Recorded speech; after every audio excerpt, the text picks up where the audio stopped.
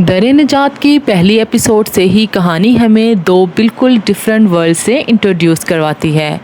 ایک طرف ہے زریاب اور زامل، دونوں ایک دوسرے کے بہت قریب ہیں اور ان کی ریلیشن شپ کو ایپیسوڈ کی بگننگ میں ہی ماڈرن انداز میں دکھایا جاتا ہے۔ دونوں کا ڈریم ہے کہ وہ ساتھ ہارورڈ جائیں، لیکن یہاں سے پہلا امپورٹنٹ ٹوسٹ آتا ہے۔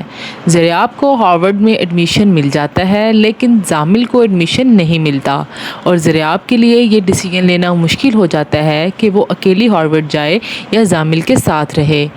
زامل کی مدر بھی اسے سمجھاتی ہیں کہ زریاب کو اپنے فیوچر کا موقع نہیں کھونے دینا چاہیے، لیکن زریاب کا اٹیچمنٹ اتنا اسٹرانگ ہے کہ وہ زامل کے بغیر جانے کے لیے ریڈی نہیں ہوتی۔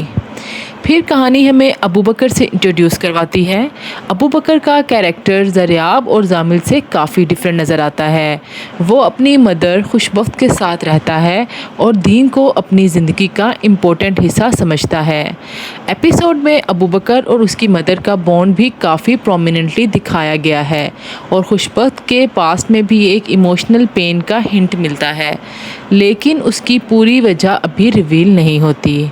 اور پھر آتا ہے ایپیسوڈ کا ایک انٹرسٹنگ کنیکشن۔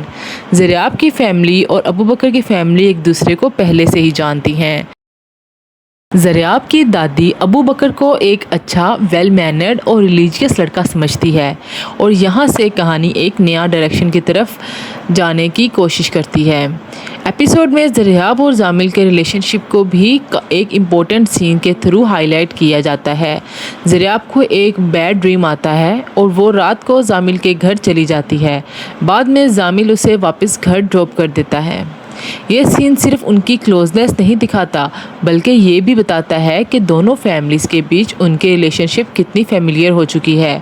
اور ایپیسوڈ کو اینڈ کے قریب زریاب کی دادی کی طرف سے ابو بکر اور زریاب کے فیوچر کا ایک امپورٹنٹ ہنٹ ملتا ہے۔ یعنی پہلی ایپیسوڈ نے ابھی کوئی فائنل ڈیسیژن نہیں دیا، لیکن ایک طرف زریاب اور زامل کا اسٹرانگ اٹیچمنٹ اور دوسری طرف ابو بکر اور زریاب کی فیملی کنیکشن دونوں کو اسٹیبلش کر دیا گیا ہے۔ اور سب سے انٹرسٹنگ بات یہ ہے کہ زریاب کی لائف کی ڈائریکشن میں جائے گی یہ ابھی کمپلیٹلی کلیئر نہیں ہے۔ در نجات کی فرسٹ ایپیسوڈ اصل میں اسٹوری کا کرش کرنے کی بجائے کریکٹر اور ان کے بیک گراؤنڈ سیٹ کرتی ہے، اور اسی وجہ سے اینڈنگ کے بعد سب سے بڑا سوال یہ رہ جاتا ہے کہ زریاب کے لیے فیوچر میں زامل امپورٹنٹ رہے گا یا ابو بکر کی انٹری اس کی زندگی بدل دے گی۔ اب دیکھنا یہ ہے کہ اگلی ایپیسوڈ میں ان کیریکٹرز کی زندگیاں کس طرح ایک دوسرے سے کنیکٹ ہوتی ہیں۔ اگر آپ در نجات دیکھ رہے ہیں تو کمنٹ میں ضرور بتائیں کے ایپیسوڈ 1 میں آپ کو سب سے انٹرسٹنگ کریکٹر کون سا لگا۔ ملتے ہیں اگلی ویڈیو میں، تب تک کے لیے اللہ حافظ۔